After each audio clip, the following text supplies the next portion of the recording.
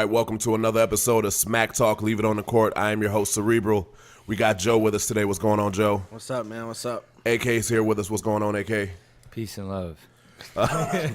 Peace and love. Oh, my God. All right, we're getting started early with the nonsense. Sorry I wasn't here last week. I was in San Diego enjoying all the wonderful weather. Man, let me tell you, I'm sorry, but Yeah. it was worth it. Let's get into this baseball talk. I know the three of us have been kind of chomping at the bit to get at these trade talks all week. I'll let you decide where you want to start. Do you want to go with your Yankees or do you want to go with the bigger trade of the? I mean, we can go wherever. I mean, obviously Manny Machado. I mean, we all know that A was coming. Eventually, yeah. Yeah. We just didn't know to who. But He made it pretty clear at the All-Star game. yeah, at the All-Star game. And we had it on, but it was kind of like we're looking at our phones, we were doing other stuff, Right. So I didn't really see all that. I heard something they said he took a picture with was that Matt Kemp. Matt Kemp. They were That's taking who it was. selfies during the game. Yeah. So I mean, that's the biggest pickup. I mean, that's gonna be the piece that helps you go on that push. I mean, they took over that division anyways before the All-Star break. They had caught a stride right before that trade anyway. Like 2 months, they were slowly. It was a snowball effect, and then it finally took over. But I mean, yeah, that was a huge one. That's a big piece, and if he's happy, he's probably gonna stay in LA. I don't think he's gonna go anywhere else ever when he's done. I mean, LA, when players go there, a lot of them stay and they retire. I mean, It's a place to go to and retire. The thing with the Dodgers is they're gonna have kind of a log jam of positions. You got Turner at third and you got Seager at shortstop when he comes back. So where do you put Manny Machado? I mean, don't get me wrong, he's probably better than both of them at that position, but he is getting older and he's going to cost you a lot more money. Yeah, I think if anything, you move Machado, if anything, back to third base and you leave Stringer at shortstop. Yeah, Don't get me wrong, Turner's good, but Manny Machado is just better. Yeah, he's not just Manny Machado. Yeah, he's just better, and you don't move him to shortstop because Stringer can't play. I mean, he could play third. Obviously, any infielder can pretty much play any position. Seager's young. And that's the thing. At what level? So you leave him there and you just put Manny at third because he's clearly has played third base plenty of times in his life. And his bat's better than Turner's. I mean, yeah, Turner had that hot streak last year in the playoffs, unfortunately, against you guys.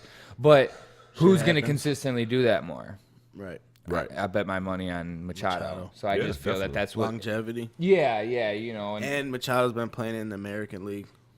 You know? So he's been going against honestly the cream, Better- and came from the AL East. Yeah. On top of that, Better pitching. yeah, just I feel better, especially going from the AL East to the NL West.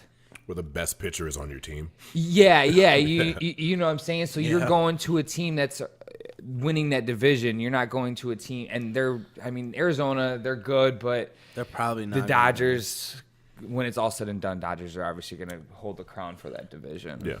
Does this push them to the World Series or through the playoffs? I mean, think what it puts them back in the NLCS. for sure. I think Yeah. it was going to be the Cubs Dodgers anyway after Right. you've seen the way they've been playing, and I mean, Yeah, I don't know, man. It's hard to tell because, man, your guys' bullpen is iffy, and I think that hurts so many teams in the playoffs. And you look at the Dodgers, I mean, their bullpen's a lot more solid than yours. Their starting pitching, I mean, they only really have, Kershaw, and he's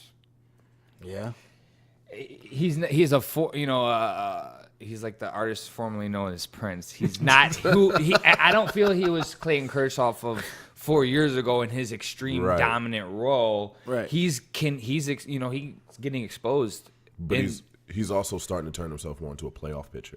He is, but that's your one playoff pitcher that you have on that roster. So yeah, I mean that's not enough to win. if your guys' starting pitchers can get their heads out of their asses, you guys will be all right. Because if you look at the lineup, it'd be Lester, Quintana, Hendricks.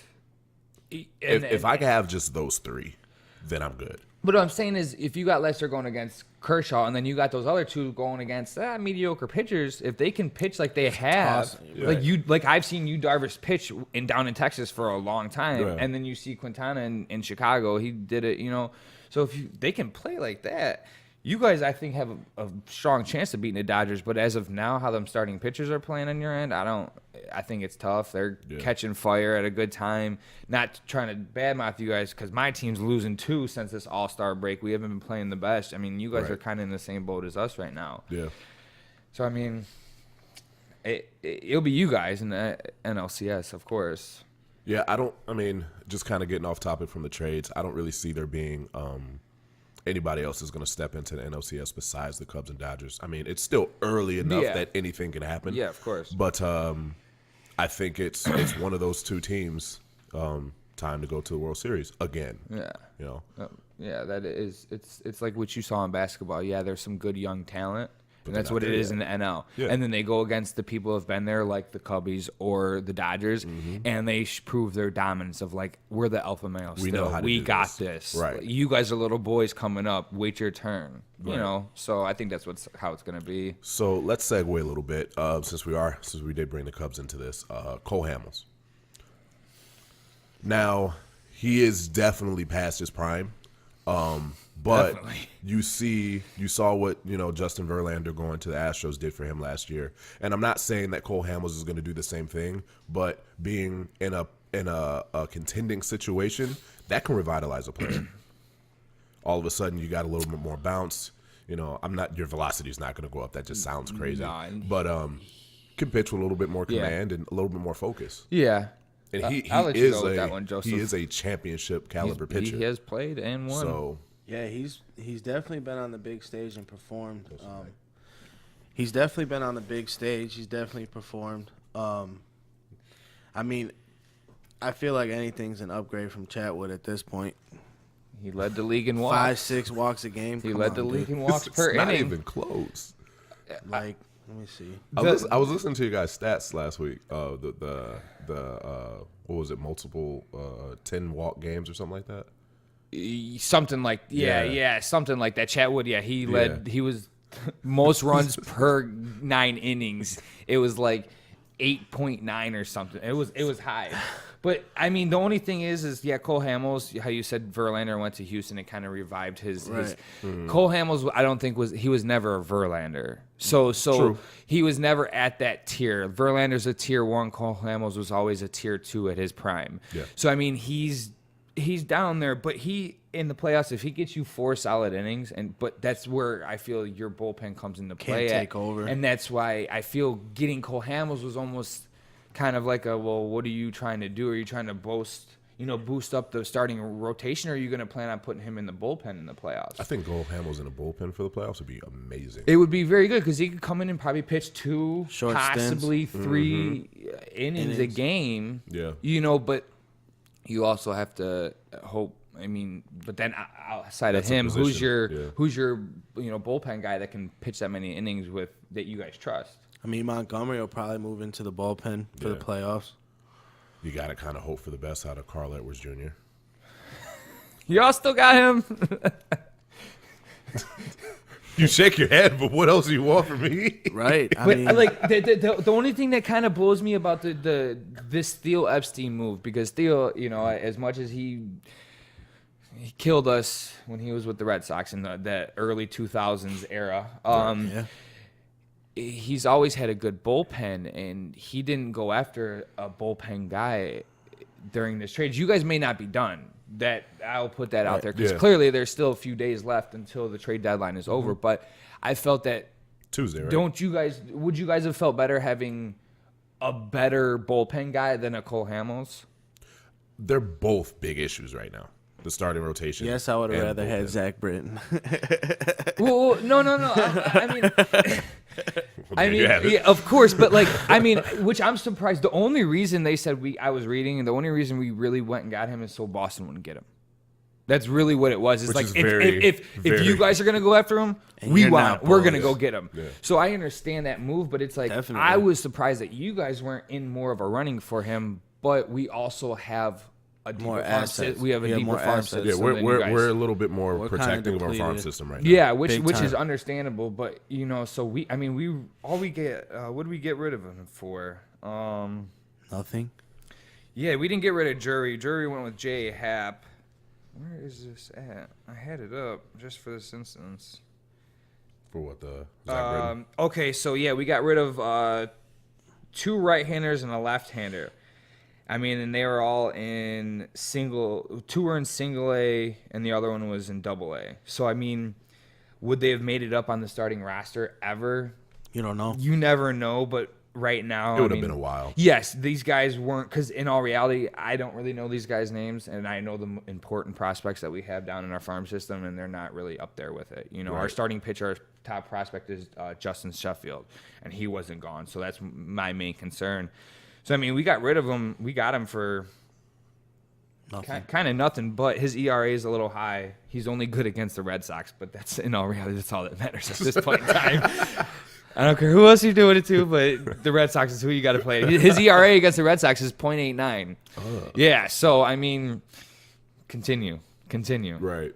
Straight up. Okay, so thank you for the beautiful Yeah. segue Sorry again. about that. I said, I was just surprised that you guys didn't go for more of a bullpen or a middle relief. We kind of- also agree. don't really have anything to give up, though. So, I mean, I feel like us getting... outside of the major league roster. Right. Yeah. And I think Theo is really He's putting that on hold until the last possible minute. Yeah. But it's inevitable. It's got to be a blockbuster we deal need for him to pitching. take from the We're from the going major to league need roster. pitching. Yeah. I mean, In all Would shapes you and guys forms. give up a starter in the sense of an everyday starter for a piece? I mean, like, Depends who? on which one. well, that's throw a what I'm name saying. out there. I mean, what if they need? Ian Happ's an everyday starter on most teams. I'll let sure. him. Yeah, but like Happy, though. like an Addy Russ. For the right piece, yeah. Who would you guys slide over in second base or shortstop? Would that be Javi? It would be Javi. yeah. Then who's running second? If Hap, if yeah, Hap- if Hap, Hap's if you still don't there, leave. then Hap. So if you guys got like a solid, maybe a prospect and a decent middle relief, you guys would give Javi up or not Javi, Addy Russ? I would hate it. I'm in the same But boat. yeah. I don't want to get rid of him, but in the same sense, like, What about championships? what are you... Whatever gets you as close as possible to championships. You haven't made that move like Javi did already. Yeah. Yeah, Javi has moved himself. Javi's been into- up a little bit longer, so okay, Javi or Eddie still Yeah, got Javi's a some little older time. too, yeah. So, I was a few years old, I think. but I feel like it's inevitable that one of our starter everyday players is gonna have to go. It's just a matter of who and when. Yeah. Yeah, unfortunately. We need pitching, and I I mean, mean, yeah, we don't have any long-term pitching solution at all. No, because Lester is getting up we there don't in know what age. Quintana or Darvish are. If we knew what they are, it would be a different story. Definitely. But we have no idea. If this is what it's gonna be like for the next 4 years, We got to do something. Somebody got to go. fuck. Hey, at least you guys got one, Right. you know? Absolutely. Yeah. Thinking about that. I was thinking about that the other day. Like when they first signed Joe Madden, what were the expectations and like would you be okay with 10 straight playoff appearances but like just one World Series appearance, no title? Yeah. Back When then? you guys, yes. Back then? Yes. Yeah. It's You guys are like, improvement. World Series? What? Holy shit, what is that thing? No offense, guys. Right. I'm sorry. I would I'm still sorry, take but but now winning the World Series in year 2, like as a Cubs fan, it's like that can't be it. greedy. We got Agreed. I mean, yeah. Because we all knew it was too early. We Yeah. were like, okay, this is too early. Now what are we really gonna But expect? what if it wasn't too early? What if it was perfect I timing? think 15 was too early. 16 was the year they were supposed to hit their stride. I don't know if I thought they weren't should've supposed to be won. that good and win the World Series? True, I Plain and agree with simple. that, but they were supposed to hit their stride in 16. But 15 was a complete what the fuck? A happy what the fuck? But think about this: if you guys wouldn't have won that World Series, you guys would be in this place right now. every trade rumor would be heightened had we not won in 16 because it's you got to make it happen. You got to Yeah. do it, whatever it takes. It probably would have made your team worse. It probably would have. In all reality. So now, like, it's kind of like Yeah, kinda but chill. if that would have happened, we wouldn't have.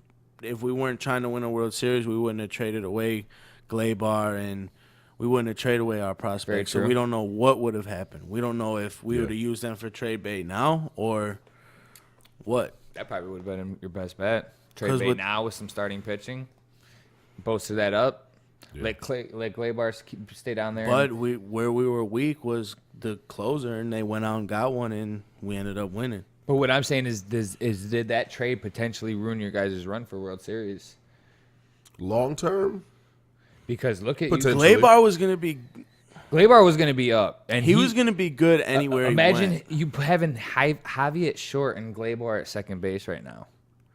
Yeah. Gleyber's hitting way better than Eddie Russ's. Yeah. He's way better defensively than Eddie Russ's. And you put Javi at shortstop? You got shortstop and Gleyber? I mean, he's not way better, bro. Eddie's got leather. Well, okay, but look at him as a whole. Right. Gleyber's I'm just saying. Better. He's a better hitter. I don't watch Gleyber, so I don't know how his defense is. Since he moved up in May 29th, since he's moved up in May 25th, the Yankees are number 1 in defense efficiency. And we weren't. Your infield defense is crazy. So that's single-handedly by him? But what I'm saying, if you think about it, we weren't number 1 until he moved up. So that brought an extreme talent defensive-wise. I mean, you guys, when you guys traded, we got him from you guys. You guys said, bro, when he comes up, he's defense and he's stick. I mean, and he is all that. And he's doing that. Since he came up in the league, for a while, he was second in home runs since he came up next to J.D. Martinez. I mean, so the dude is, he's putting in work for sure. Yeah, so, I mean, if you think about that, you guys would have had both of them. I mean, who would you guys rather have, Gleyber or Eddie Russ? Let's be honest. See, it's tough for me and Joe. It is tough, bro, because I've seen him do a lot of great things for us, and I don't want to trade that away for. But you guys aren't understanding what I'm talking about. I'm saying if you didn't make that trade with Chapman and you had Gleyber right now, if they were both on the team, who's one starting? Eddie Russ was at his lowest, you wouldn't bring him up. Well, if Eddie Russ, yeah, definitely. That's what I'm saying. And then he's, in all reality, and I'm not saying it because he's a Yankees fan. I'm a Yankees fan, but Gleyber is better than Eddie. Javi's better than Eddie. So you keep them two in the middle infield, bro. Ain't nobody hitting no balls up the middle at all. That's double plays all day because they're both. I mean, they're smooth, both smooth. I like Javi a lot. All right, he's better than Gleyber, right? Who, Javi? Yeah. I mean, right now, yeah, okay. But he's been up longer. But in the long term, I think that Gleyber's a better hitter. Unless Javi fixes his walking, on base percentage, his strikeouts, his strikeouts. His on-base percentage as a whole. I mean, it's going to. I mean, Gleyber was over 300 before he got hurt. Yeah, we'll check back in 4 years, though. You don't know what's going to happen. True. Oh, yeah. I mean, why you got to put him down, man? I'm not. Yeah, you are. That's exactly you're saying we're going to check back, bro. We're putting him down. Well, let's check in 4 years. Hopefully it is. Well, let's see if y'all win another World Series. Let's check back. Right? Yeah, let's check back. I mean, I know we're going to win them, so it's all right. Let's get back to these trade talks, and let's get to, AK, your team, the Yankees. J.A. Happ. You're not excited about it? I'm not excited about any trade in all reality. Brenton maybe a little bit, but J.A. Happ, he's a mediocre pitcher. So I'm not really I'm kind of just up and up with it. What we got rid of him for. I'm not worried about because, I mean, Jury was, I believe, on a 1-year contract, and the other player, the other prospect we got, he was batting like 154 in the minors. So in all reality, did we lose anything significant? No. Yeah, I'm more excited about the Britton trade just because our bullpen was already first, and then you add another solid, closer. So you got Chapman or Britton you got to look at, and then, I mean, we got. That really does add an interesting dynamic for them, depending on the situation, and even in playoff situations. Yeah. I mean, you can extend Chapman, even though we know he doesn't like more than a 3-out save. And that's the thing, we don't with him. That's the one we have. David Robinson, we'll send him in, and he'll pitch multiple innings. Chapman, I know Boone tries to keep him at 1 inning because I don't like him. I don't like him going more than 2 batters. Damn near. His command is just it goes quick. And he gave up. He blew a save the other day. I mean, he gave up like 5 runs in the 9th inning. Yeah. So you know what I'm saying, which it doesn't happen often, but it adds a lot to our bullpen. We also lost a bullpen guy in the trade for the Cardinals' first baseman, something Voigt or. So we lost a bullpen guy out of him, but in all reality, Britton's still better than him. So I mean, honestly, bro, I was more excited about other trades than that. I like the Brewers trade. I know you guys, I'm not trying to put you guys down, but I mean, it made them a little bit better, and it gives them a veteran experience that they lack. The Brewers are seriously trying to make a push for this playoff. They are. And I mean, they got a good player for that. And the Cubs are not taking commanding lead of the division right now. So if you're the Brewers, if you're Why going not? to strike, it has to be now. Yeah, 100%. You know, the Cubs just dropped 2 games to the Cardinals. We lost 2 to the Royals. You know, those division games Yeah, those are tough. matter. You know, Especially against the Cardinals. I mean, they're within a reach of a playoff game. Not in the sense of winning. I don't think they're going to win the division. Come on now. since firing Matheny, Yes. they have played a lot. You were telling me Fowler's been hitting the ball better now than Matheny. Fowler is looking like he did with the Cubs. And that's dangerous. Yeah, when he's It's a playing great leadoff, loose and free, man. Carpenter's eating his chili or whatever it is.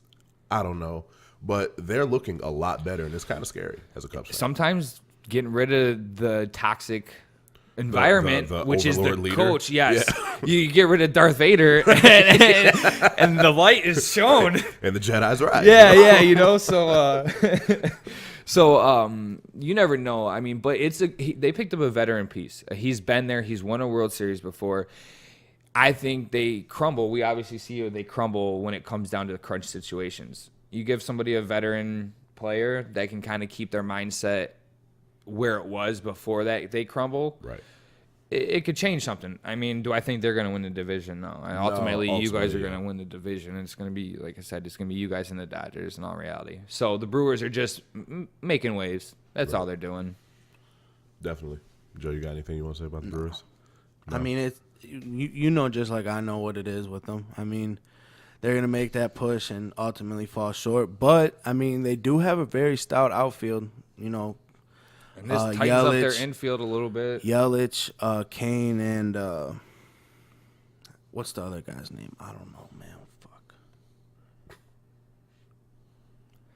But anyways, their pitching is an issue, just like with every other team in the NL Central. I feel like, so it's the Cardinals are on the outside looking in, but the Brewers have a shot. Just you It's see how almost we like came coin out the flip. gate. You know what I mean? We came out the gate, lost a couple real quick, so Right. anything can happen right there. Yeah. Okay. What do you guys think of like the overall landscape of MLB right now? Division races that are going to be worthwhile. We know that the AL East is going to be wire to wire. Now they took a hit with Aaron Judge. Yeah. 3 weeks is it?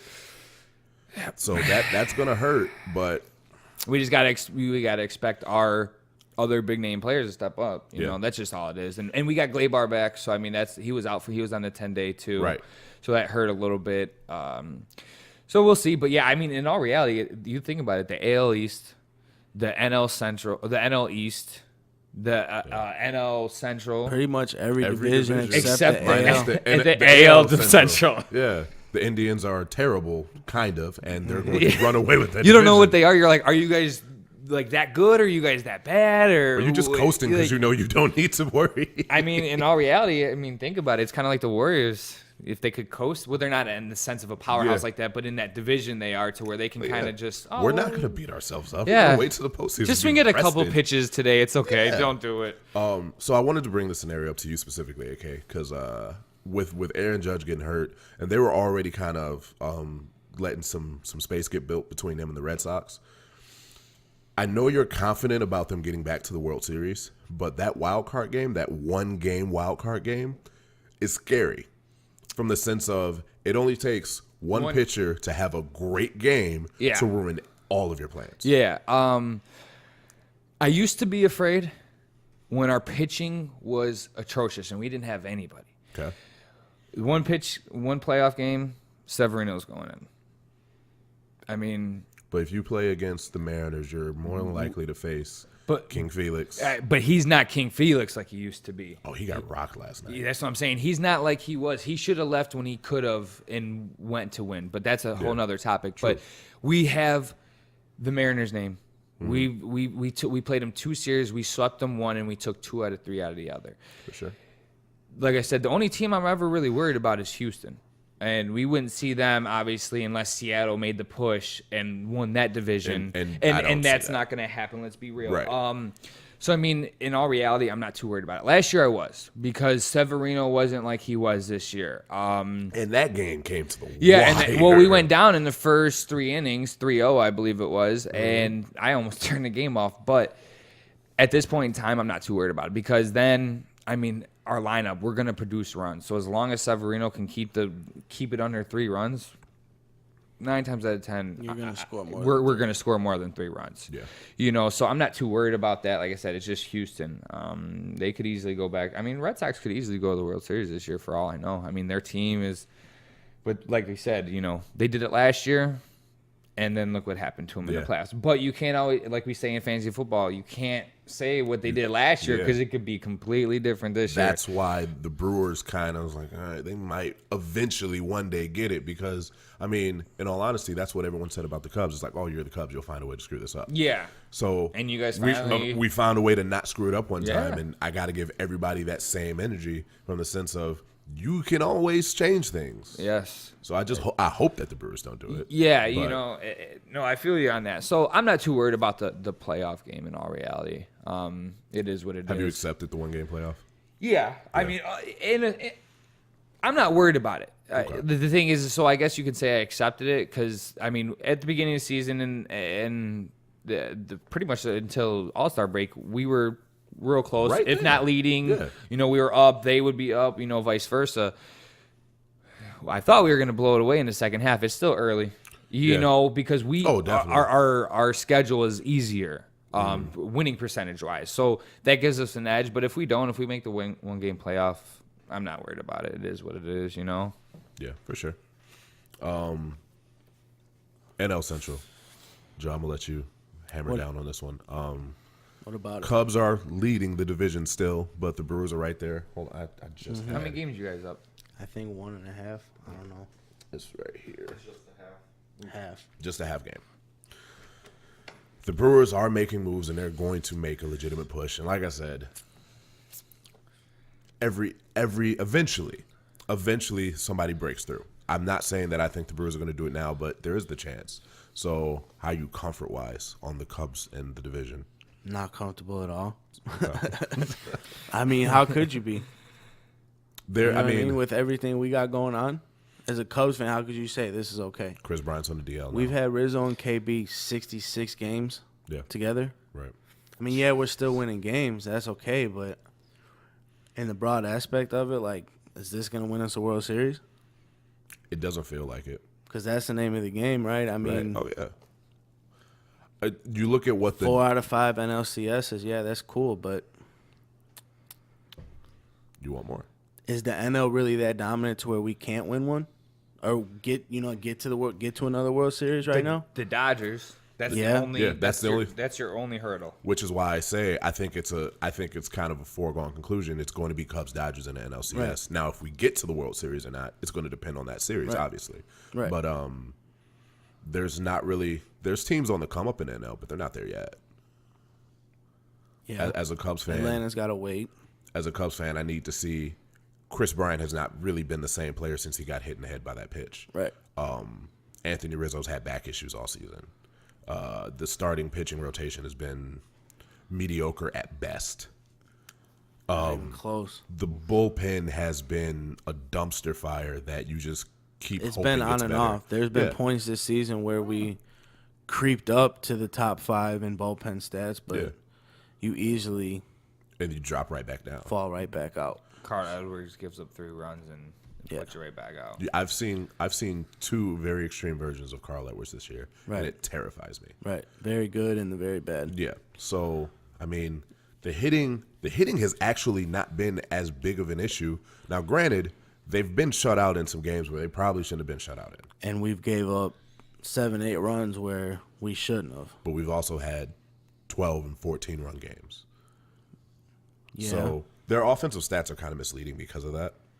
Very. But knowing what this team's intestinal fortitude is, they'll be able to will their way to the NLCS. But I don't know if they're going to get past the Dodgers. And ultimately, it's World Series or bust. Just like for the Yankees, it's World Series or bust. There's 5 or 6 teams in major leagues that's got legitimate major league or bust mentality. Right. Win or Top lose. 5.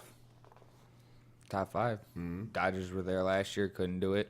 Houston won it last year. Boston had this lineup to do it last year and fell apart. The Yankees, we lost in 7 games to Houston. Yeah. I mean, That's the top, and then I'm saying Yeah, you guys yeah. lost to the Dodgers, to the team that went to it. So we're in the same position as you guys as of last year, So I'm all right if we make it to the ALCS again, because in all reality, if we don't win, we're losing to a great team, and I'm not mad about it. It's not like we're losing Either the Red to Sox or some. the Astros. I don't think it's going to Astros. be the Red Sox. I don't I think it's going to be the Red Astros. Sox I think the Astros could easily repeat this year. Yeah. Which is kind of scary because there hasn't the last team to repeat were the Yankees when they were extremely dominant, and I don't want to see Houston be dominant for another 5-6 years. Damn it, I'm not trying to see them win what if they do a three-peat? God damn it, It's ugly. and it could be that. Yeah. The only thing you can count, the only thing other teams can hope for is that Verlander eventually slowly loses his stuff. Yeah. Because once that happens, then your Yeah. dominant pitcher, who's your dominant pitcher then? Because what's Cole going to be at that point in 3 years? So, I mean, they have a very win-now team, and I think that's why I think they're still the favorites to win the World Series in all reality. But, this is a side note. So I'm looking at everybody's last 10 games, and there's only two that stand out to me, and it's the Dodgers and the Red Sox. They're 7-3. Everybody else 5-5, 5-5, 4-6. Yeah. I think it's that All-Star game hangover. I don't think that break hurt more than it helped. I think I think it got people out of sync, out of groove. Because think about the guys that didn't go play in the game or did the home run derby or something like that. They really haven't. I mean, I'm sure they've swung bats, but at the All-Star game, they're on break. That's their chilling time. Right. Yeah. They're not swinging a bat. They're at home with the kids, swimming, doing whatever. Chilling. Right. So you get out of sync a little bit. So I mean, I'm worried. I mean, we're 5.5 back from the Red Sox. It'll probably stay something relatively around there. And then some of these other teams that are catching up, I just saw Pittsburgh's in third place in your guys' division. They knocked St. Louis down to fourth. Yeah. Wow. Yeah, I mean, it's only by what? That's so wild A to me game. that there's going to be a team with 100 wins that has to play for the wild card. In a one-game playoff game, yeah. But it adds so much excitement and importance to winning your division. And ultimately, that's why they did it. But if you're in that game, fuck no. Right, but it sucks for that team because you can't control that other team winning the way you're doing. You got to go out, play your game, win your games. They did that, and now they're... Well, you think back in 15, the Pirates had 98 wins. The Cubs had 97 wins. They were the second and third best records in all of baseball. Right. And they were stuck in a one-game playoff game against one another. But that's because the Cardinals did win 103 games. Yeah, they won quite a bit. So I gotta. This is an odd thing for me to see. So I'm looking at run differential real quick, and Boston's got 174, Yankees 133, Houston's 180. Well, in second place in the division, which they have an above 500 record, Seattle has a -6 run differential.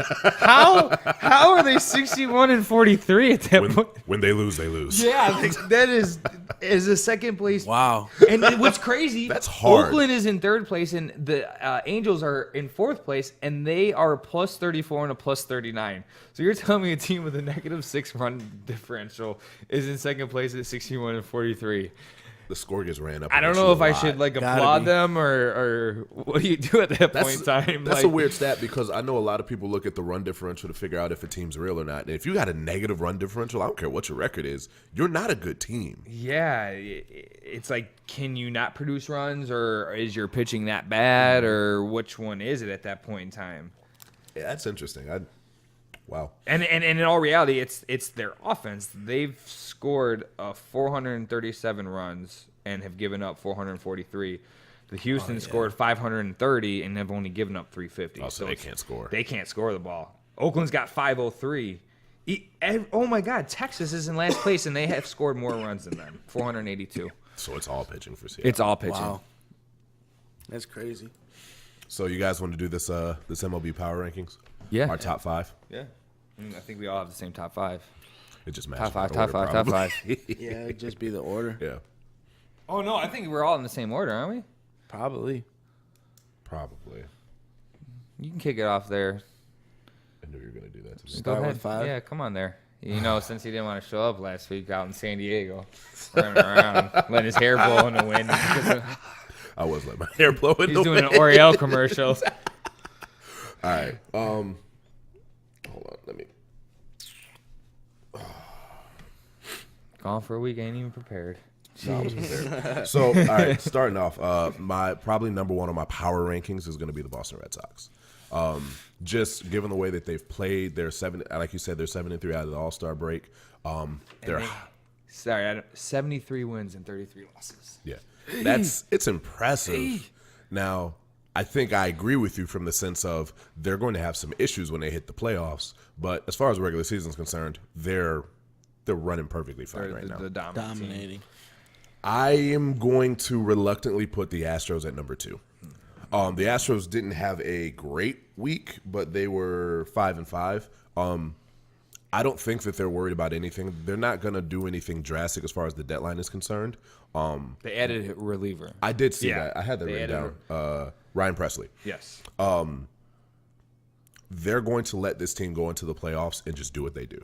So I don't think they're going to do anything significant, but the Astros are still one of the best teams in baseball. Third, I'm going to go with the Dodgers, actually, number 3. Since the All-Star break, since trading for Manny Machado, they're ready to play. They're 7-3 since the break. Manny Machado has perfectly fit into that system and embraced the whole LA culture. These guys are focused and ready for a second half run. The number 4 team I'm going to go with is the Yankees. Only reason why I put them at 4 is because of the Aaron Judge injury. And they took a little bit of a slide since the All-Star game. They're going to be fine, but it's kind of like in a boxing match. You get punched in the mouth, you're stunned for a second. Yeah. So they'll probably be back in the top 3, if not top 2, next week. I'd imagine. And 5th, I'm gonna put the Cubs in there. I'm not confident about this one. The Cole Hamels trade, if it doesn't help Cole Hamels, I think it will put some energy into the rest of the players that Theo is in. Let's go win another championship mode, and it might revitalize some guys. Chris Bryant being on the DL, not really knowing the timetable of that or the significance of the injury hurts. But there's a lot of talent on that team. There has been for the last 3 years. They've got a lot of experience, and when it comes down to it, I think that these guys are going to be able to put it together. That is my power rankings for the top 5. Go ahead, Joseph. Joseph Fox. All right, I'm starting with Boston. I feel like that's going to be kind of a given across the board right now. Yeah. Like you said, though, 73 wins, yeah, they're doing their thing, but come playoff time, you don't know how rested players are going to be. Deja vu. You know? And like I've been telling Aaron all year, they got swept out of the playoffs. You give Chris Sale the pass first year in the playoffs, okay, I understand. David Price, you don't give a pass to it all. We know what he is now. We know what he is now. He's trash. To be honest, I really don't think Boston's going to do anything except win the division. Yeah. They might be out early again. You never know. They might get one round, but I doubt it. Second, I feel like you have to go with Houston by default.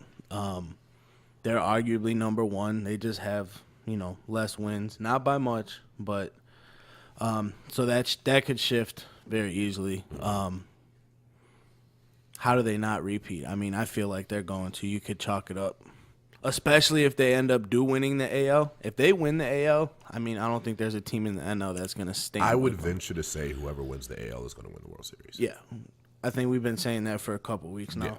Yeah. Just like we know who's going to win in the West. Somebody from the West is going to win the finals. Right. Straight up. The third team, I go with the Yankees. Yeah, they are losing Aaron Judge for 3 weeks. That lineup is, like Aaron said, if they're players that are supposed to pick up the slack, they'll be all right. He knows his team a little bit better than I do. Number 4, I liked how you picked the Dodgers. I do. I think I'm going to go with them number 4 just because of the resurgence. Manny Machado. The run might be what they need. Or this might be what they need to make them over the hump, get them there. And number 5, I go with Milwaukee. As much as I want to go with the Cubs, yeah, they're in first place. I think Milwaukee right now is going to take that division from us, and we're going to be playing catch-up for the rest of the year. We'll eventually get it. because you know how we play. I don't disagree with the you. end of the season, but I think Milwaukee's going to take it by a couple games right now, and we're going to play catch up. Not saying we won't get it, but we're Hell going just to play froze catch over. up. I was waiting for Milwaukee to take over before I put them in my power rankings, but I agree with you 100%. It's gonna. I think it's gonna happen right now. And before I let AK give his top 5, I think the Cubs need that to wake up. I think they need. needed like it you last said, year. sometimes you need to get punched in the mouth. We went to that game last year, bro, around this time, and they like- lost like 13-0, and we were like, "Whoa, there goes the division." Yeah, and the Cubs said, "Oh no," Because that was game 3 or 4, and we That lost was the game first we two. went to. Yeah, we were on set for a sweep. Sunday was game 4. Did you guys get swept? I believe so. I didn't pay attention that weekend. I believe after we so. left that game. Like baseball. We What's left, that? We left at like the 4th. I looked at That was Joe. ugly, I dude. looked at Joe and said, "Yo, you ready to go?" He said, "Let's go." He said, "Wrap it up." Then. Said, wrap it up then. Me and Wesley were just sitting there like, bro, what the fuck? Sorry to hear that. All right, AK, the floor is yours. Obviously, Boston. I mean, this is regular season. Yes, Boston's number 1. They don't really have a chink in their armor at this point in time. I mean, they have 73 wins. The next closest is Houston with 67. That's a decent gap between, considering they're the defending World That is Series true. champions, Yeah. and they have that much of a lead. Chris Sale's pitching lights out, of course. I mean, I picked him to win the Cy Young. Betts, JD Martinez. I mean, everyone. In all reality, their lineup isn't that bad. They're 8 and 9 hitters. They're questionable. But they're 8-9. Yes, it's their 8-9 hitters. Their bullpen's pretty good. I mean, the only thing I think that would put me over, them over Houston is just that they're consistently their whole 1 through 9's hitting the ball pretty much. Houston, they aren't producing as much runs as they normally do, but they are relying on their pitching a lot more this year. Heavy a lot. I mean, you got a 1-2 punch, and then you got, and then second, obviously Houston. They're Houston. They're great. They got their pitching. Have we beaten those teams? Yes, but as a whole, they have us beat. So I mean, that's why I got the Yankees at 3rd. 1 through 9 hitters are great. Starting pitching outside of Severino is kind of hit or miss. You might win some, you might lose some. CeCe started the season off pretty good, and then as of late, he's been falling apart. I mean, Sonny Gray had 2 good outings because the entire year this man has been trash. His ERA was like almost 6 at one point in time. Right. And he's our starting pitcher. So I got them at 3. I kind of been back and forth on 4 and 5 because you guys made good arguments about Milwaukee. The Dodgers, I mean, I pretty much got to put them at 4 because they're rolling. They're ready. Right. They're rolling. And it was just a matter of time until those players started to click again. It was one of them teams that you're like, you're good. When are you guys going to figure it out that you guys are still good and still can do this? And I think they've done that, especially now with Manny Machado. I mean, like we said, they are 7-3 out of the All-Star break. That's a good sign considering you guys just picked up a new player and you guys are already 7-3. So that just, might foresee the future as them continuing to win like that. And then 5, I don't know. I'm kind of in the toss-up. I kind of want to say, you know what? I don't care. I'm going to go with the Cubbies. Because you know what? They're still going to produce more runs than Milwaukee, all said and done. And if it comes into say it comes into it and they have to play for that division, say a one game to win that division, you throw John Lester on the mound, you just got to hope that your bats come alive because you're going to beat Milwaukee. They don't produce a lot of runs normally. I mean, I think you guys got them by almost like 40 runs or no, not that many, like only 30 runs in the differential. But in all reality, that's, less than 1 a game. But when it comes down to a game like that, it could be. That could be the difference. You know what I'm saying? That could be the exact. You guys win 2-1. And there's your run differential right there that you guys produce more runs than them. So, I mean, I still got to have you guys at 5 because when it comes down to it, you guys are athletic, you guys are smart, you're young, and you guys have been there before. You guys have obviously won the World Series recently. And when was the last time Milwaukee won the World Series or made it deep into the playoffs? I haven't been to the playoffs in a while. That's what I'm saying. Yeah, So you look at that. That's why I have to give you guys a notch over Milwaukee, because when it comes down to it, like we say, it's all about winning. The Cubs are proven winners versus Milwaukee. Yeah. Yeah, definitely. Before we take a break, I did want to get one more baseball note in because I do listen to the podcast, especially when I'm not here. You were talking about Cy Young, AL Cy Young winners, and Chris Sale has been a phenomenal pitcher his entire career. Mm-hmm. I really feel like this is his Cy Young year. Yeah. He's been top 5 the last 5-6 years for sure. Mm-hmm. If he wasn't in Chicago, he probably would have won one sooner. I think being on a mediocre team for all that time, mediocre's being nice. Yeah. Come on now. I mean, they suck. Some of those games, all they needed was one run.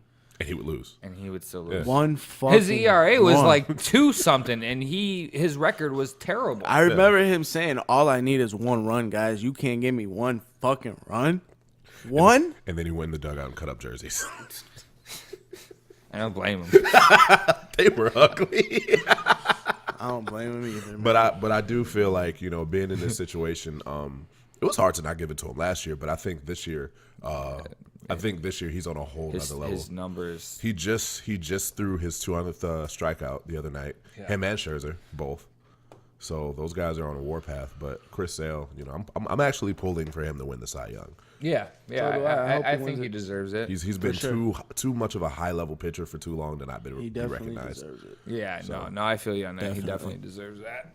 All right, so before we guys take a break, you guys got any other baseball notes? No. All right, I'm good. We're going to take a quick break. We're going to come back. We're going to talk some NFL. Joe may get some Tiger Woods notes in there. We'll see. This is Smack Talk.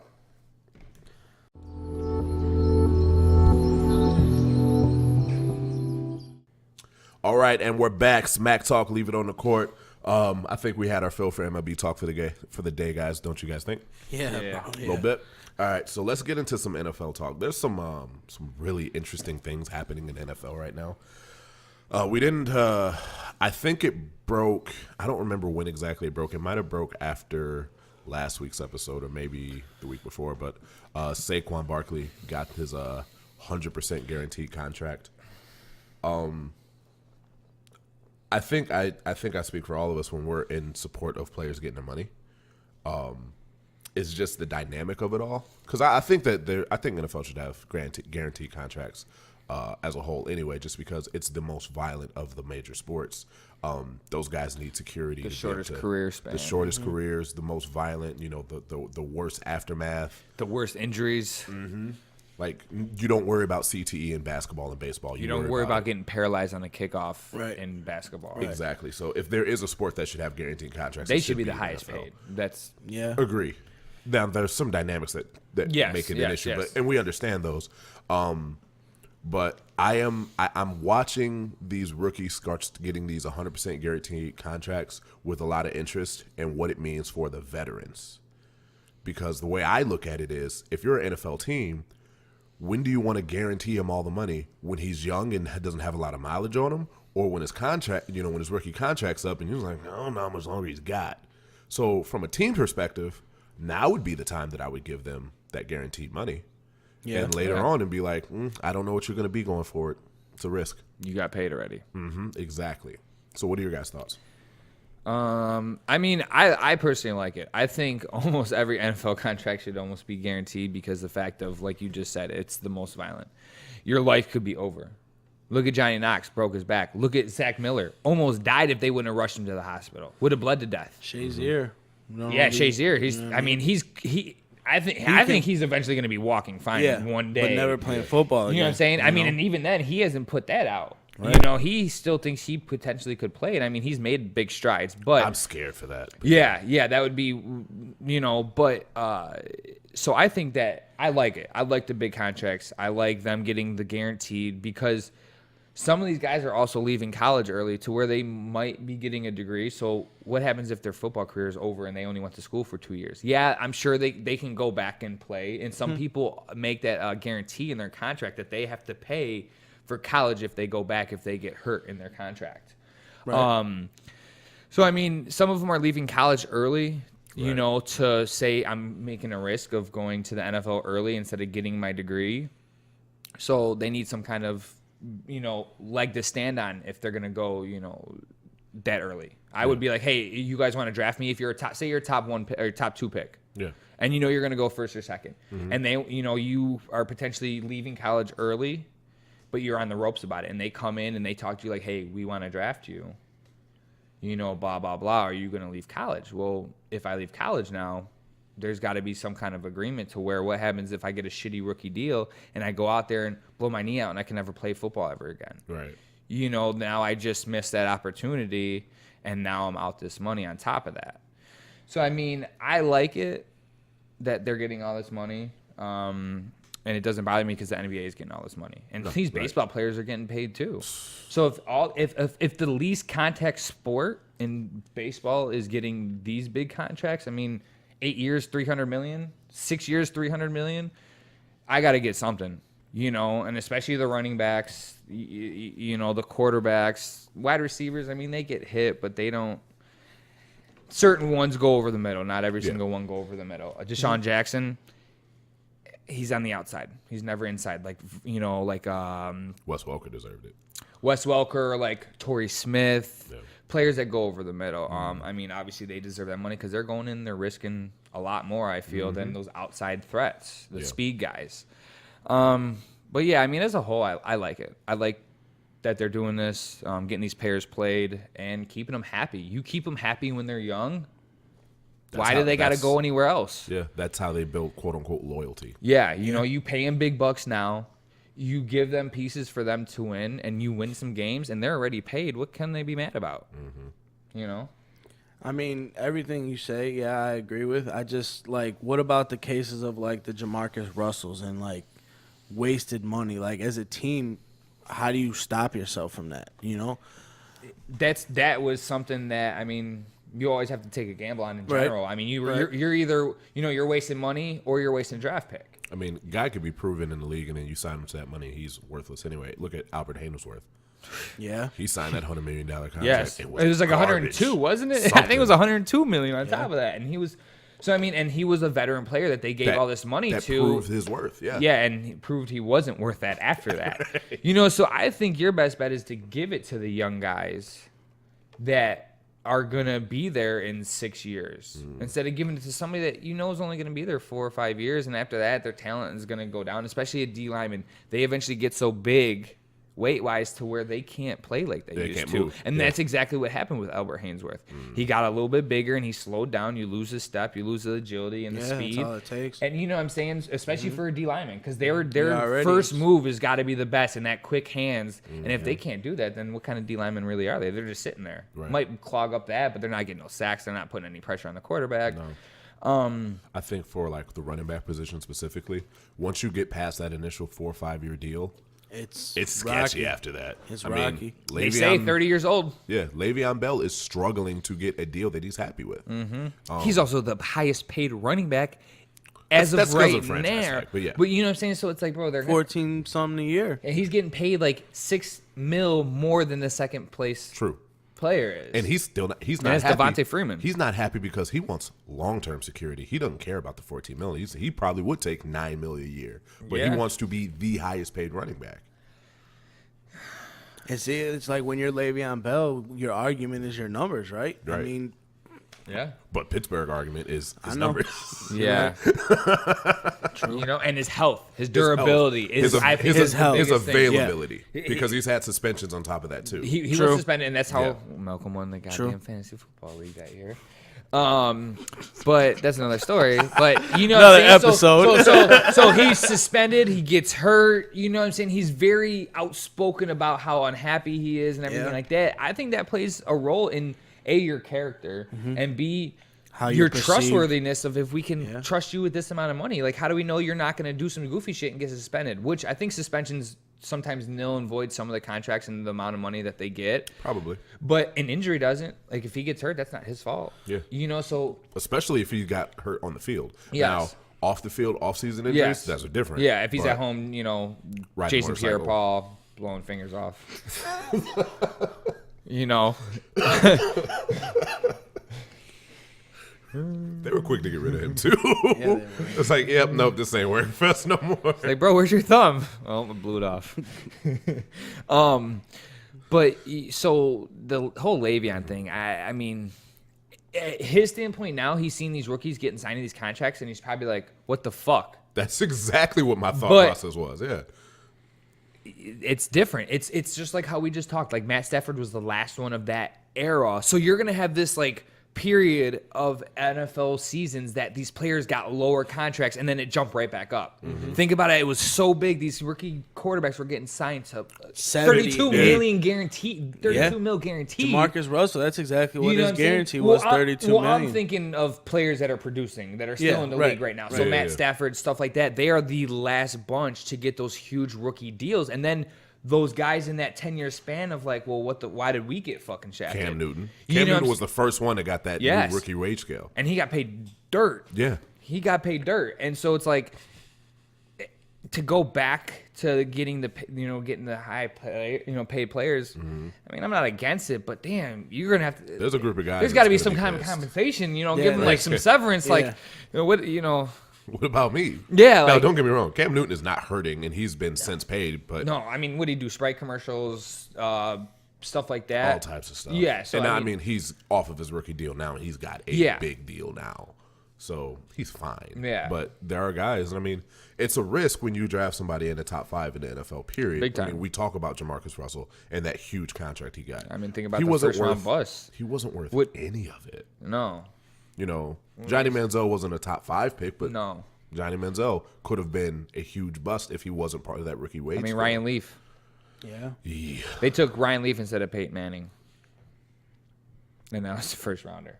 And look what happened to him. He had a mental breakdown, got addicted to pills, and I think he tried killing somebody, maybe. Went off of it. You know what I'm saying? Like, right, so it's always a risk. You go paint, and I mean, then...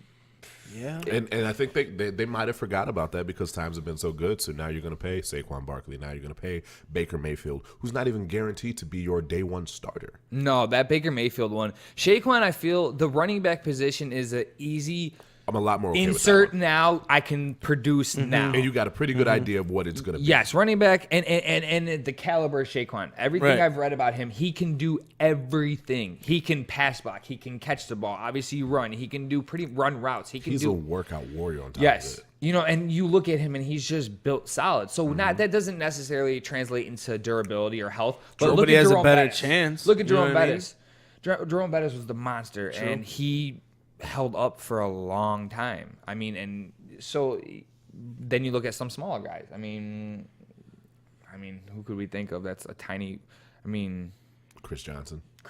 Yeah, he was small. I mean, I don't know how hurt he was a lot. I can't remember. That was some time ago. After his 2000 rushing season, it started. Well, yeah, after his before that though is what I'm thinking his productivity, because after that he really took a back seat. Overdid it. Yeah, and then he put a lot of extra. He said 2.5 or he was trying to get 3K or something like that. Remember when he was like on his little spiel of like, oh, I'm gonna get 3,000 yards or something like that, and was that in the same sentence that he said he could beat a cheetah in a race? Yes, it was around. It was the same time.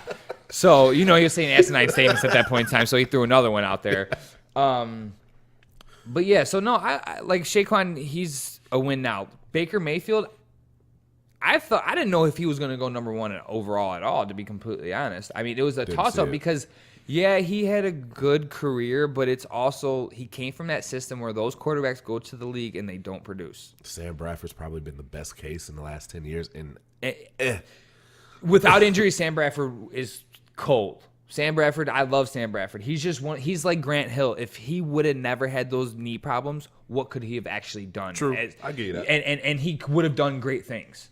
But Baker Mayfield, I don't think he has the intelligence of Sam Bradford. Sam Bradford was like that quiet, smart kid that was also a good athlete. Yeah. Baker Mayfield is allowed, I'm an athletic person, so I can be good. Yeah. And he's just kind of got that, he's got that moxie to him that like I walk on the field and I'm that guy, which is probably the reason. I do like it. It's the reason why he got drafted where he got drafted. Yeah. Mm-hmm. I just don't think that translates when everybody else is that good or better. I think Tyrod Taylor is a better quarterback right now Absolutely. than Baker Mayfield, because what I think Baker Mayfield what might cause in that team and in the locker room is a sense of the frustration between Jarvis Landry and Josh Gordon. We know Jarvis Landry isn't a quiet person At all. Right. so if he's not getting the balls thrown to him like he should, or vice versa, the targets, or Baker Mayfield is targets, or let's say he gets a keen eye for Josh Gordon. He's going to favor Josh Gordon in certain, incidents. They both might be open, but who's he going to go to? His trusted guy, and that might be Josh Gordon. Let me just say this, over Jarvis. So then Jarvis is going to get pissed, blah, blah, blah. Then it's a whole thing of they're blowing up. They don't win a game now because the whole team's in, turmoil.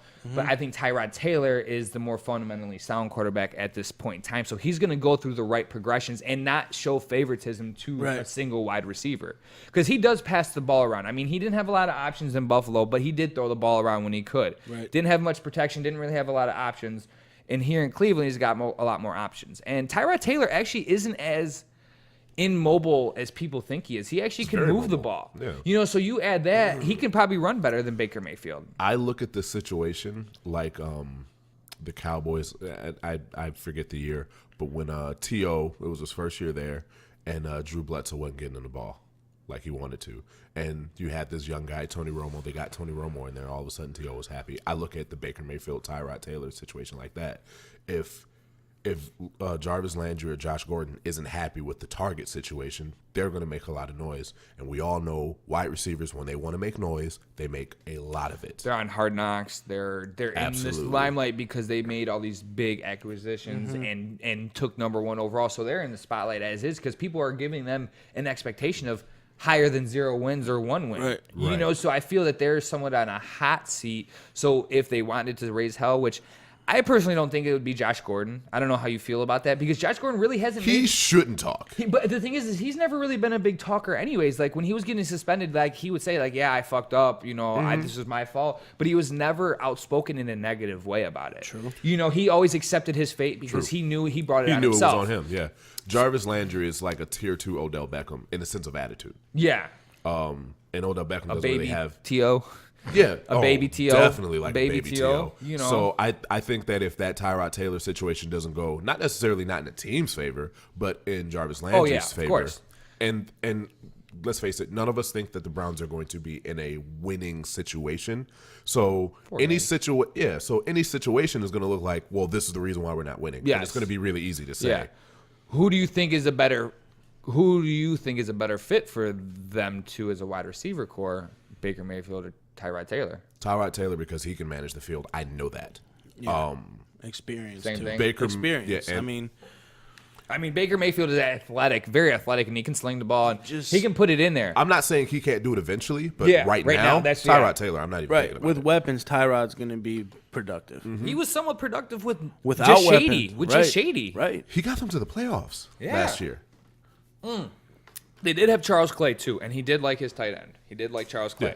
But other than that, what'd they have? Who was the wide receivers? Sure. He has much better weapons now than he did in Buffalo. And I think Hugh Jackson is a good coach. I think he's very underrated because he's been on Cleveland, but he's been slowly putting pieces together, and it takes time, So, I mean, that's not an organization that is patient enough to let you build the way you're supposed to.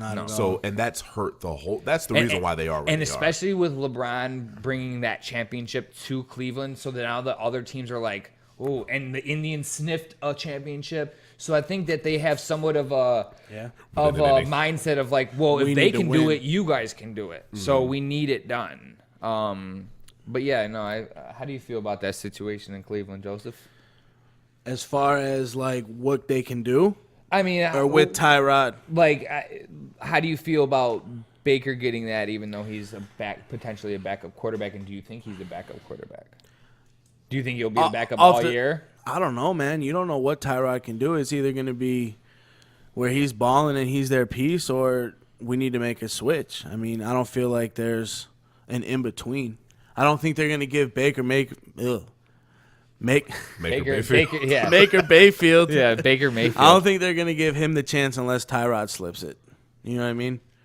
If he's starting to lose the ship, then they'll probably make a switch. Tyrod is that player that won't go out and necessarily throw for 300 and something No, yards not and at win all. you the game. But I feel, you know he's what? not a rah-rah guy either. I don't know how you feel about it, but from what I watched was he's like Kyle Orton. He'll go out and get you about 260 yards, a touchdown, maybe no interceptions, might have 2 touchdowns, and You can trust him. Yes, you can trust him with the ball. Yeah. Now, if it becomes a shootout, you don't really want Tyrod Taylor out there. Maybe. But you're He's right. capable of it. His down the field passes aren't very high. Right. What was Tyrod's contract anyway when he came over? No clue. No idea. Because that might Jesse's have on it. that might. I mean, depending on when Tyrod's up, that could be a reason why they signed him to so much money. You know, like maybe you're not the quarterback now, but in the future. But he's then got to again, hope he stays. Right. Right. Yeah. But I think from Tyrod's perspective, he's just trying to find a place to go home because he felt really disrespected how that Buffalo situation Yeah. went out. Yeah, We were in a playoff chase and you benched me. Yeah. Yeah. He's got about $15 million a year. How many years? How many years? 2 years, 15, 2 years, So 30? teach Baker Mayfield for 2 years and then adios amigo. Nowadays, that's a respectable QB contract. That used to be a lot of money. This will be his last year on the contract. The Bills signed that contract, and Oh yeah. Oh, okay. So he's a free agent at the end After of the this year. season. Yeah. So he's going to ball out as much as they allow him to Yeah. because now he's playing for a contract. That's interesting. Yeah.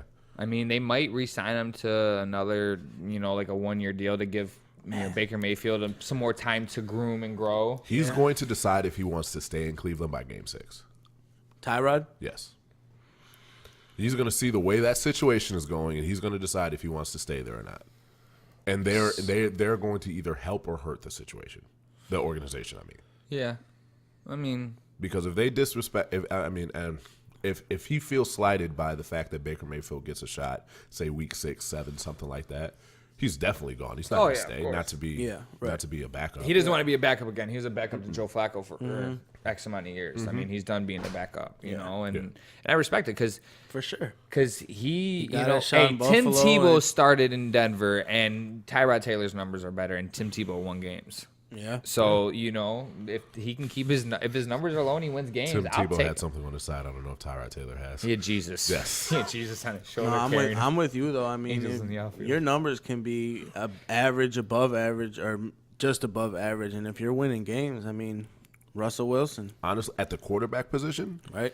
if your numbers are average, you're going to Look at get Tom Brady. $18 million a year. Look at Tom Brady when they won the first few Super Bowls. Their offense only averaged like 20 points a game. It was their defense that won them those championships, those first 2 championships. True. Tom Brady was an average game quarterback manager. at that point in Right, time. game He manager. was an Alex Smith, or like we said, Alex Smith. I think is a good one because he is another player. Like, yeah, he'll have some It's a 300 games, career game manager. but But- he's a game manager. Yeah. He doesn't lose. The and I game. take a slight to that Russell Wilson comment. He led the league in touchdowns last year.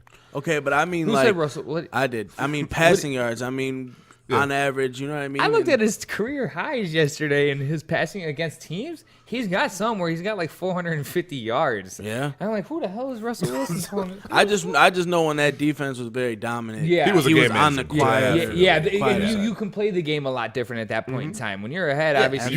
When you have Marshawn Lynch and a strong defense, you Right. got to throw the ball. Well, yeah, and 400 yards. now they're going to be a very. What It's I was gonna be an reading, they offensive said team. they're going to be a run-heavy offensive team because they don't have a lot of talent in the wide receiving core, and their Right. offensive line is a hodgepodge of players thrown together, Their fault. and their defense is trash. Their I mean, fault. they, you know, That whole thing is yeah, their fault. but But yeah, Yeah, it got him a ring. it did, and they beat the crap out of Peyton Manning, and I loved every minute of that. Ooh, that was hard to what was watch. it 44-7? It Was it was. 44-7? Yeah, It was a something lot. like It was that. a lot to a little. The Legion of Boom shut down, but Peyton Manning, that's the whole. Okay. All right. Yeah. So we're off that. So Tyrod Taylor's going to be fine if he has an average season for however long it is, because I do think they're going to pull the Their carpet under him. expectations are higher though, like you guys were saying. So way I mean, too high. it's. Honestly, they're too high. I feel like for Get to 4 Why do you wins. feel it's so high? Too high. They won 0 games last year. They made a lot of moves. I recognize that, and they're good. They're good pieces on paper, but in football specifically, You don't think they can win 5 games? I was gonna say I anywhere think between they 4 can, and but 6. I don't think their expectations are set that low. I think their expectations 500. are. Or better. Yeah. with Fans' their expectations. players, Right. Okay, we'll take Cleveland fans out of it. Right. The experts. I don't think the experts have them being 500. I think Cleveland fans have more realistic expectations than anybody because they're used to it. Come on now, we know Bears fans. You're a Bears fan. I said Cleveland fans, not Bears No, fans. I understand that, but Bears fans are delusional, and I am one of them. But what I'm saying is some Cleveland fans are also delusional because there's been plenty of times in the draft when they've taken first rounders And they said Super Bowl. and they're like, and the fans boo them because they're like, well, what the hell are you guys doing? And you know what I'm saying? What more do you want? Yes, exactly. So True. So I think an expert, not obviously we're not experts, but an expert analyst of it, they don't have them over 500 because the Ravens are going to be better than they were last year. It's going to be a fight between They Pittsburgh better and them. be. The Ravens better be better than they I mean, were their last defense year. is solid, and I mean, This is a make the playoffs or you're fired year. well, and they have Alex Collins in another year. You know Mm-hmm. that he's going to be a workhorse, and I think he's going to produce very well with that. The wide receiving core. I mean, they got Michael Crabtree. He's not bad. Mediocre. He can still no. I think he's above mediocre. I think with Joe Flacco, he's still going to give him the long ball. He still has that quick speed, even at 30 years old. I think he's going to be better than mediocre, and their offense is going to be decent. I think it's going to be closer. I think they'll go like 9-7. They will. So then I think Cincinnati's going to be in last place because they just lost one of their offensive linemen for the year, torn Achilles. And Marvin Lewis is And still their left tackle. Marvin Lewis is still there, and Andy Dalton's still there. So I think Cincinnati's actually going to have a really piss poor season this year. Can I start the talk for AJ Green getting traded out of there?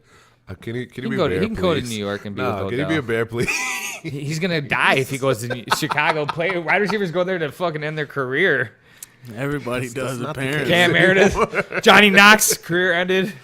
Brandon Marshall. Wait, that was on the kickoff. That's not fair.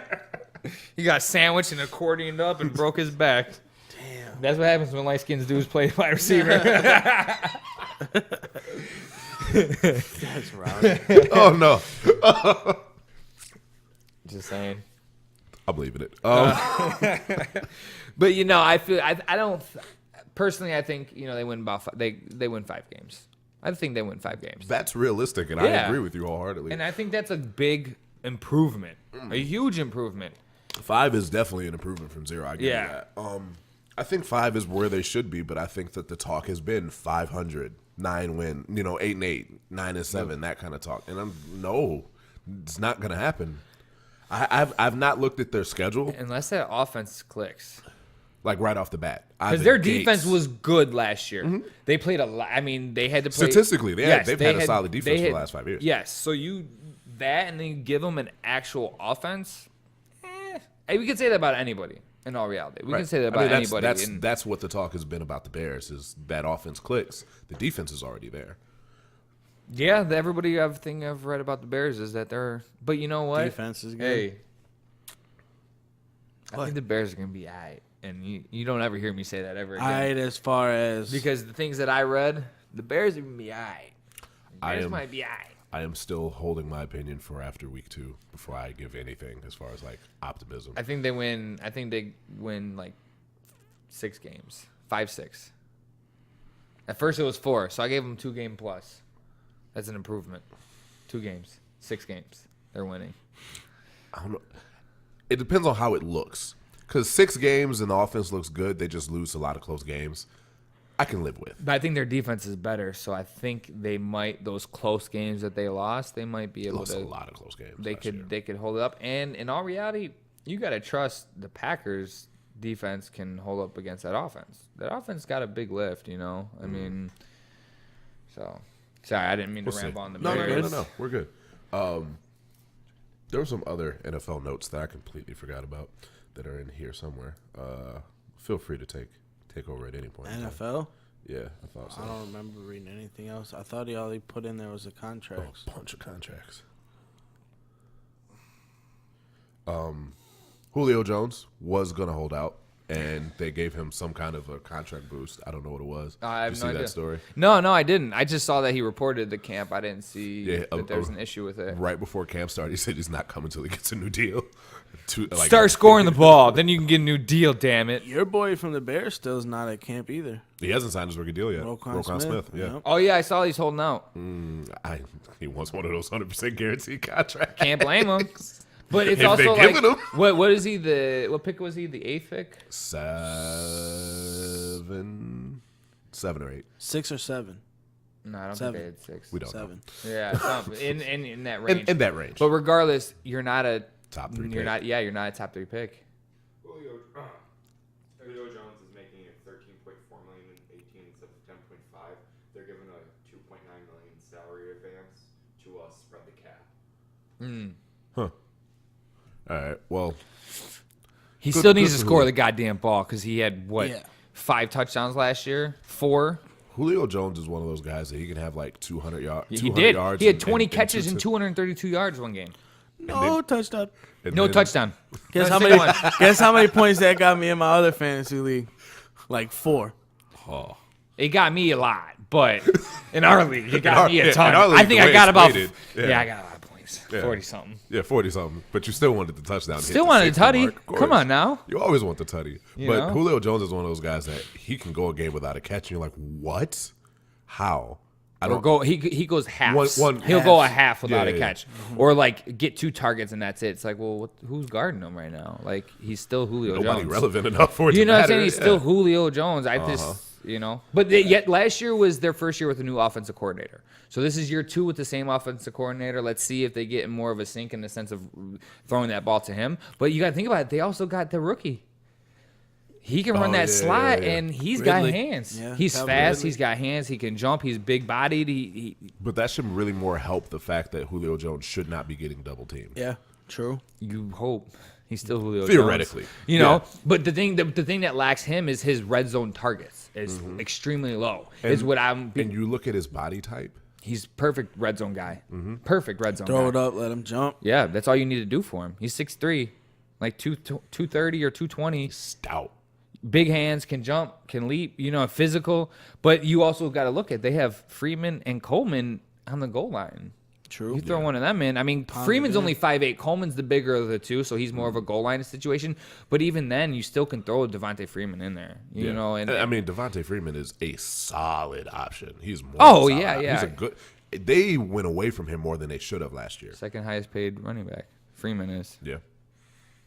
You said they shouldn't have shied away from him like they did. From Coleman? Offensive thing. From Freeman. Oh, from Freeman? Yeah, You I got to think. share with Coleman too. Well, not even that. Like I said, it's a first-year offensive coordinator, Yeah. so that always throws things in the loop. I mean, you give somebody new offensive coordinator. I don't care who you are. I mean, there's gonna be some kind of miscommunications You're not wrong at all. But seeing how what had worked for them the year before when they went to the Super Bowl, and Freeman had that monster year, and Julio Jones, he didn't have as many off games. It seemed like more I would touchdowns. try to stick to as close to that formula as possible, because in all reality, you were a half away from winning the Super Bowl, when in all honesty, all you really did was choke.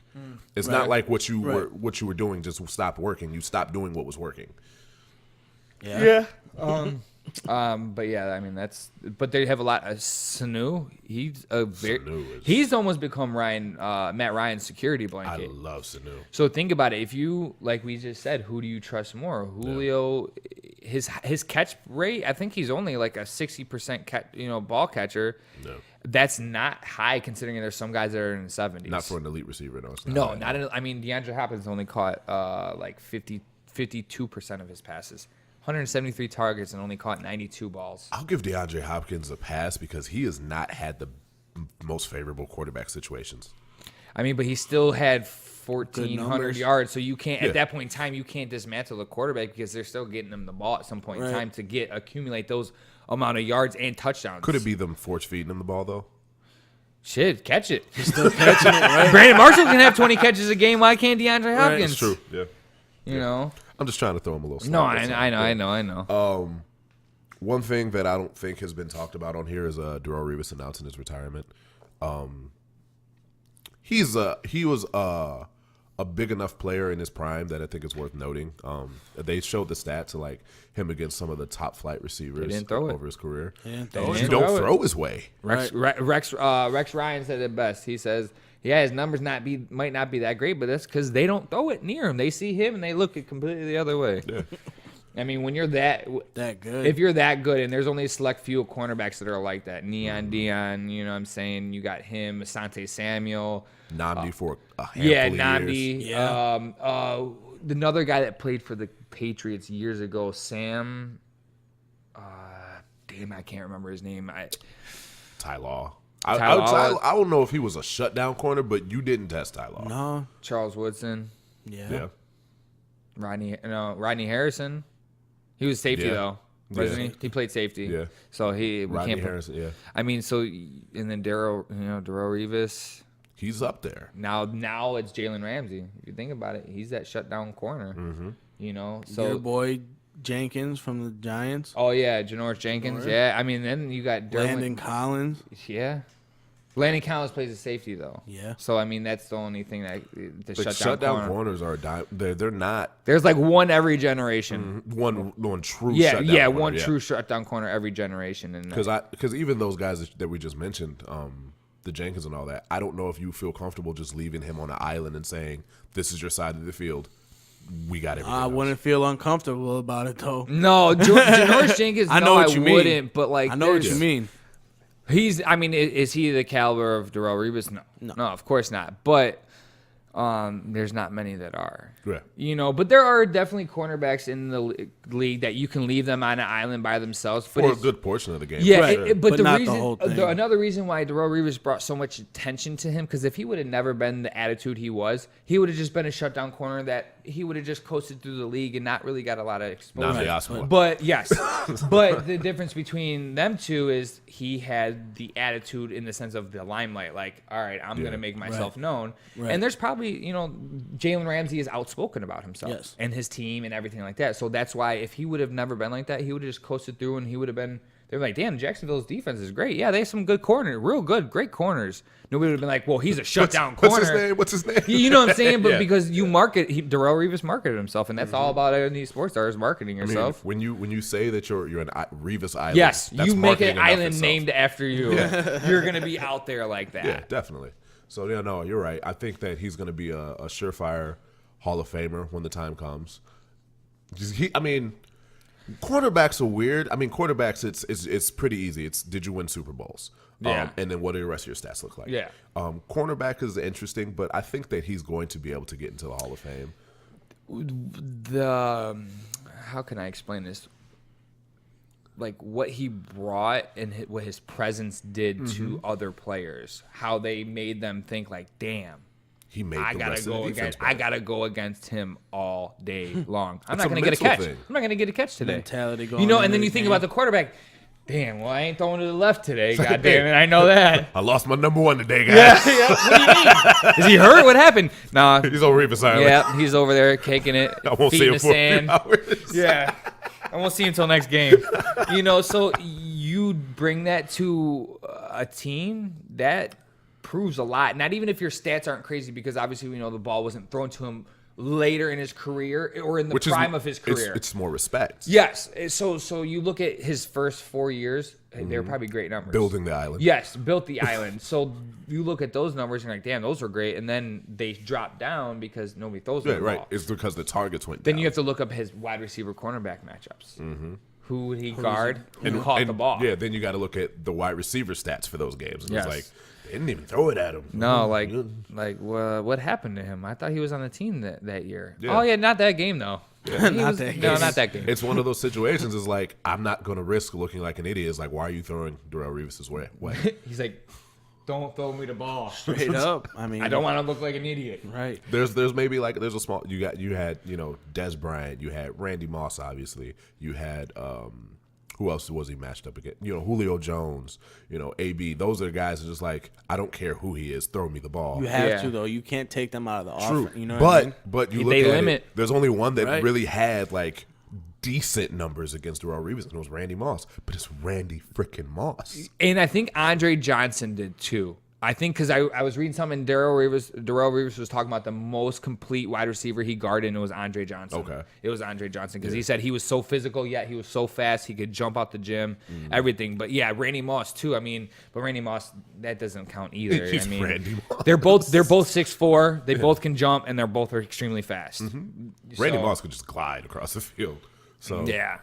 So I mean, you look at everybody else's stats against them that are top flight receivers. It's like, Mediocre, at best. probably. At best. Yeah. So, shout out to Darrell Rivas. Congratulations on your retirement. Hope it all goes well for you after life of football. Yep. Yes, sir. Anything else NFL worthy? No, I mean, no, not really. Okay. I'm just waiting for fantasy to start, baby. I feel like we need to do a special fantasy football I'm not talking show. that whole. I'm not talking, bro. I don't know what you're talking about. Post-draft. I'll be Post-draft. sign language to you, like what does that mean? Don't worry what it means. I'm just saying it for my people. A post-draft fantasy football just to break down how the Yeah. the Oh yeah. draft Of course. Of course. Of course. we can do Because our fantasy football draft is nothing but shit talking for 3.5 hours. It's a live draft. It's a live draft. It gets- Everyone's there, and it's very supposedly. competitive. Yeah, very competitive. So yeah, we'll have to definitely. Everyone do dogs somebody's draft pick. D-Mob. Always picks J.J. Watt D-Mob. in the 4th round. Who's the trophy going to be named after? D-Mob. The Eagle Award. Yo, okay, we do got to talk about this. We need some kind of trophy like that just gets passed around. Justin was looking at something. He was looking at a belt, wasn't he? Yeah, that too. I like the belt idea, kind of, because I'd rock it. I'd rock it towards rock the it. draft the next year. It's like, hey guys. Yeah, let's not remember me. I'm the champion. So, All right, we'll figure that out later. Yeah. But we're gonna segue and then we're gonna wrap up after our players of the week. I say it out loud on purpose. I don't even have one ready, so don't feel bad. I do. Oh shit, Joe got me. Holy beat. shit, he's actually prepared. That's perfect because I would look for mine while I let Joe go on this tangent real quick. So this time last week, Tiger Woods was in contention for a major championship, and some say he choked, some say whatever the case may be. Joe, give us your breakdown on Tiger's Sunday and what it's going to mean going forward for him. So, we're going to do a punch in. Could you mark that time for me, please? All right. So Joe, give us a breakdown of Tiger Woods' Sunday and what you thought about it and what it's going to mean going forward. I didn't get to watch too much of it on Sunday, so I can't really say what happened. But like I was saying, top 25 in a major. I mean, you're still in that range of okay, I'm competitive, but I'm not winning. I'm right on the cusp. He's had let's see here. I'm sorry, he was tied for 6 in the Open Championship. I was looking at the wrong one. So he tied for 6. So, I mean, in Tiger Woods' world, that's almost as good as winning. First place. I hear you. You know how hard golf is, right? Yeah. I definitely know how hard golf So, is. the tournament before that, he tied for 4th, and then he came back and tied for 6th. I mean, dude. Yeah. That's impressive. For a player that was damn near done. He was counted out as done. Yeah, Counted out for sure. I mean, he hasn't played that much this year, but let's see. 1, 2, 3, 5 top 10 finishes. Being cut twice. Anybody not named Tiger Woods, that's a phenomenal year. Right. But he holds himself to higher standards, and we also hold him to higher standards. Yep, absolutely. It's Tiger Woods. But, I mean, I guess he's just got to take baby steps. I mean, he's still got a long golf career left. He's never going to be what he was, and I wish he was. But if he were to win one more major championship, I feel like that would be good enough for him. So that's that. Tiger Woods, y'all. Yeah, Joe's really the only one that can talk golf on a serious level. I mean, I try occasionally, but I just noticed the Tiger Woods stats, and I thought it was interesting. It looked like from looking at the stats, he kind of fell apart on Sunday because he was in command going into it. But I am hoping that he does win another major. I'm pulling for Tiger. That's just me personally. Anything else before we hit our players of the week? All right, quick note. Thank you, everybody that's been listening and watching it. Please watch our YouTube videos. They're very important to us. We're working on some changes as far as like how the format of our YouTube page goes. Joe knows what I'm talking about, AK. I will inform you afterwards. But just kind of breaking down segments and stuff. I guess that is informing you. Asshole violence. I don't even know what the hell is going on right now. Joe, why'd you punch? Joe just punched me for no reason, guys. No idea why that just happened. Oh, dude. I don't know. Look at him. He just punched me. Now he's in pain. What the hell is this? You're an asshole. So thank you guys for all the support that you've given us up to this point. Please share the podcast, if it be the audio, the video. If you really enjoy it, I know a lot of people have come to me and told me that they enjoy the podcast. I don't know about you guys. Yeah. Yeah. So if you enjoy it, share it with your friends, family members, close ones. We want to, reach out. We love talking sports outside of the podcast. Some days more than others, but we definitely want to have a more interactive thing with the people that listen. So thank you for that. So without any further ado, Smack Talk, Leave It on the Court Player of the Week. Who wants to go first? You. No, go ahead. Actually, I'll go first because I forgot I did actually have a Player of the Week. My Player of the Week is fuck you. My Player of the Week is Chris Sale. Mainly because he got his 200th strikeout the other night, and that is it's a milestone for any pitcher. It's but early too. It is early, and this kind of furthers my thought process on Chris Sale being a Cy Young Award winner this year. But just going into his last 2 starts, 12 innings pitched, 0 earned runs, 2 batters walked. Impressive. That's impressive For sure. So Chris Sale, just keep doing what he's been doing. He's on the road to the Cy Young. He's got my vote as it stands right now. So Chris Sale, my player. Leave It on the Court Player of the Week. Joe. All right. I know that I've been talking shit about not wanting to talk basketball, but Really? I'm going with Clint Capella and him signing that contract with the Rockets. I forgot about that. That I felt like was their piece to even remotely think about bringing them back. So 5 years, $90 million. I mean, Houston definitely didn't want to see him be an unrestricted free agent, which would have happened at the end of next year. So they got it done. I think that's their piece. I don't think they're going to win it by any means, but that's the piece that's going to bring them back. Back to the conference finals. Yeah.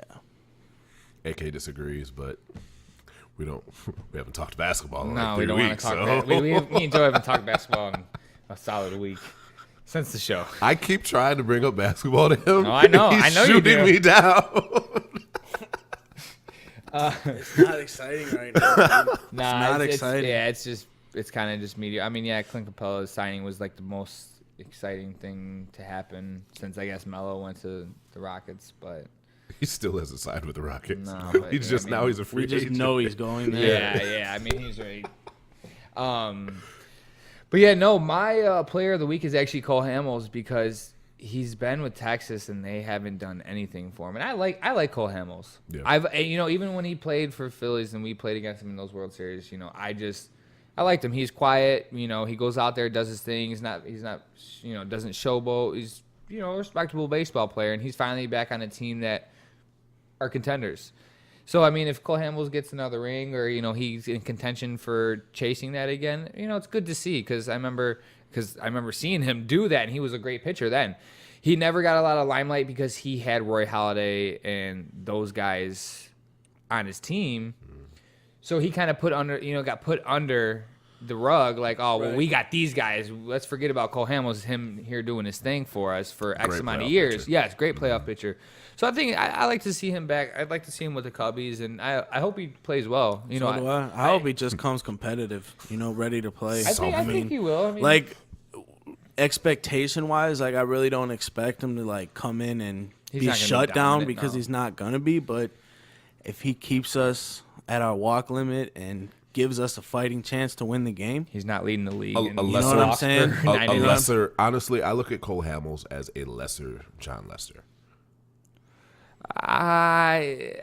Not necessarily lights out in regular season, but in the No. playoffs, you know what you're going to get from him. Yeah, And that's yeah. what John Lester. I mean, John Lester's had some great regular seasons with the Cubs. Last year He was had great standing. regular seasons with Boston. Yeah, definitely. Phenomenal ones. Yeah. He's always been a better pitcher in the sense of ERA and wins because Cole Hamels always his ERA has been very mediocre, but like you said, he comes in and he wins the game. He's not going to give up a bunch of home runs. That's never been his game. He's going to come in and get you to ground out, pop out. He pitches for contact. He's always been a pitch for contact pitcher. Which is a good team to be on. Yes. Because you have good defensive. I mean, except I think your guy's weakest hole is left field when Schwarberg's out there.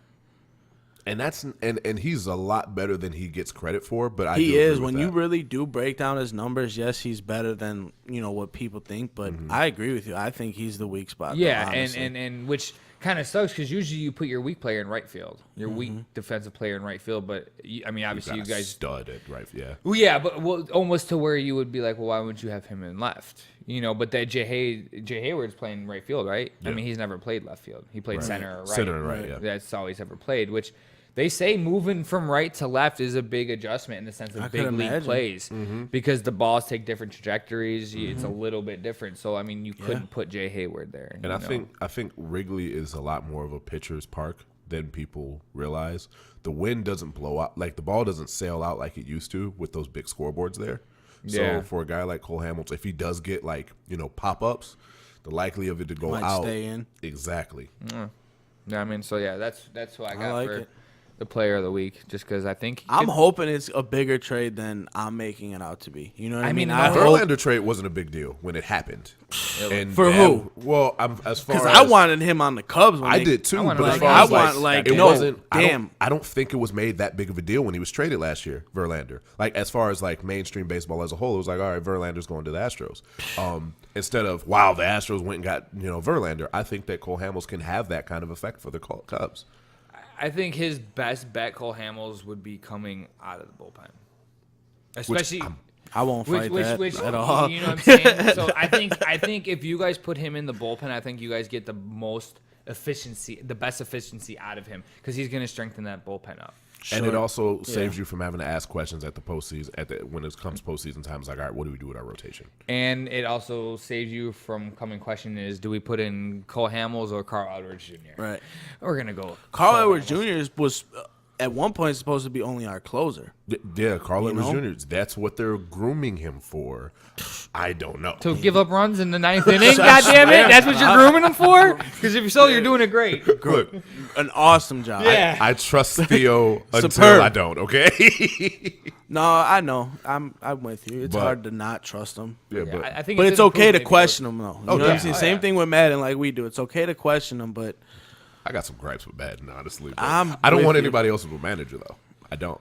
I wouldn't mind Girardi. You guys want to take Dusty Baker? I'm glad this episode is over. Come on, man. I am gonna wrap up on that. 'cause Would I gotta you go- take Dusty Baker? Look, I gotta go anyway, so we're gonna wrap this up. Dusty for president. He was in DC already. They didn't want him either. Right. Hey, nobody wanted Trump, but he's the president. God damn it! All right, Anything can happen. God damn it! and this has been another episode of Smacks Off. Leave it on the court. Thank you guys. Y'all have a good night. I think that's the first.